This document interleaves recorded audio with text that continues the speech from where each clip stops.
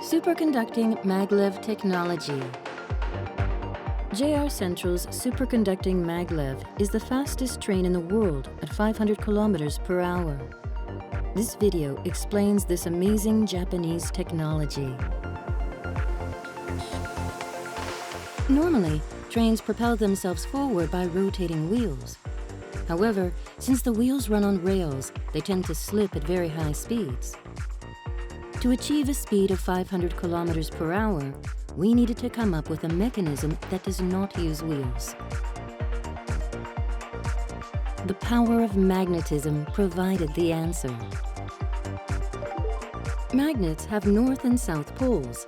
Like poles repel each other, opposite poles attract. An electromagnet is an object that becomes a magnet when an electric current flows through it. An ordinary motor uses the attractive and repulsive forces of electromagnets to generate rotational force. A normal rail car is equipped with such a motor. The motor's force rotates the wheels to move the rail car forward. A linear motor propels the vehicle forward by utilizing the repulsive and attractive forces between the electromagnets on the vehicle's side and the electromagnets placed in a linear position on the ground. The electromagnets, especially those mounted on the vehicle, must be very lightweight and powerful to make the vehicle levitate.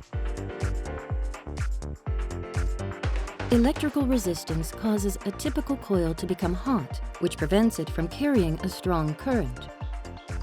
To make a strong electromagnet, the coil must be thicker to allow a stronger current, or the number of times the coil is wound must be increased, but this increases the weight and prevents the vehicle from levitating.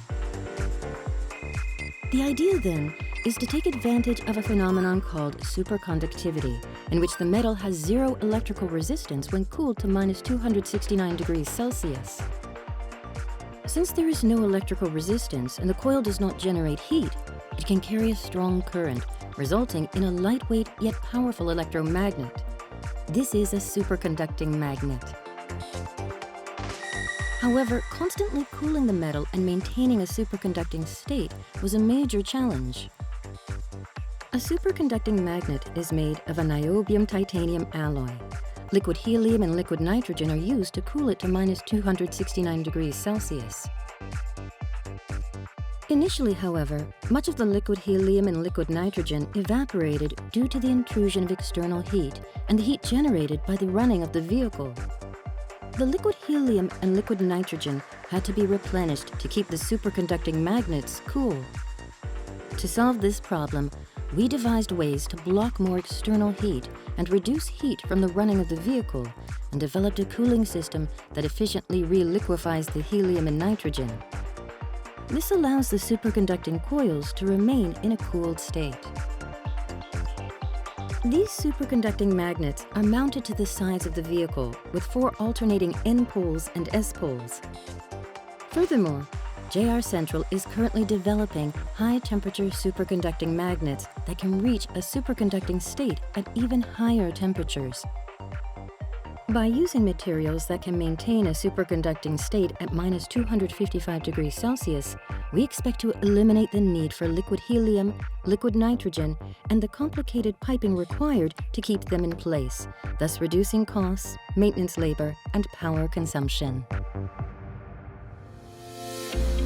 Next, let's see how the ground coils, the electromagnets on the ground, work. A guideway is a concrete structure that serves as a railroad track. The ground coils are installed in the guideway. They consist of propulsion coils to propel the vehicle forward and levitation and guidance coils that make the vehicle levitate and keep it in the center of the guideway. Let's explore the 3 basic elements of how the superconducting maglev travels: propulsion, levitation, and guidance. Principle of propulsion. By applying an alternating current to the propulsion coils from an external source, the propulsion coils will become electromagnets that alternate north poles and south poles. These attract and repel the superconducting magnets mounted on the vehicle, thereby propelling it forward. By controlling the speed at which the north and south poles alternate, we can adjust the speed of the vehicle and accelerate up to 500 kilometers per hour. Principle of levitation. The superconducting maglev levitates through interaction between the superconducting magnets attached on the sides of the vehicle and the figure 8-shaped levitation and guidance coils placed on the ground. When the superconducting magnets on the side of the vehicle pass by the levitation and guidance coils, electromagnetic induction generates a current in the coils, temporarily turning them into electromagnets, even though they have no external power supply. Electromagnetic induction is a phenomenon that occurs when a magnet is moved closer to or farther away from a coil, creating a force that tries to create an electric current. The faster the magnet is moved and the closer it is, the greater the force. The direction of the force follows the polarity of the approaching magnet. Because the levitation coils are shaped like a figure 8, when the superconducting magnet passes by the center of the coils, the forces attempting to carry current in the upper and lower coils are equal, so they cancel each other out and no current flows through the coils.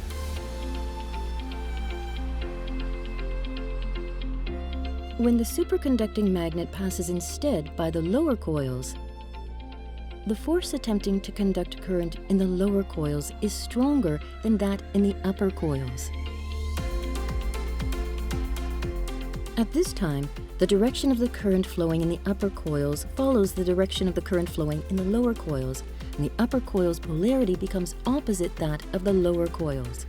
As a result, there is a repulsive force below and an attractive force above, creating a levitation force. Since the levitation force we get is weak at low speeds, the vehicle runs on tires up to a certain speed, then shifts to levitation at about 150 kilometers per hour when it obtains sufficient levitation force. At a speed of 500 kilometers per hour, the vehicle travels 10 centimeters above the track. Principle of guidance. The levitation and guidance coils on either side connect to form a loop below the track. Here, we will focus on the lower coils only. When the vehicle is traveling in the center, there is no current flowing because the forces from the left and right coils attempting to conduct current cancel each other out. However, when the moving vehicle veers to either side, the coils closer to the vehicle will produce a force that generates a stronger current. At this time, the current flows to the opposite coils in the direction of the current generated on the closer coils, producing the same polarity on both sides. As a result, a repulsive force acts on the closer coils and an attractive force acts on the opposite coils. Thus, there is a constant force that naturally returns the traveling vehicle to the center of the guideway. Superconducting magnets, propulsion coils, and levitation and guidance coils are the technologies that will enable the superconducting maglev to safely and steadily travel at 500 kilometers per hour. These are the technologies that will take us into the future.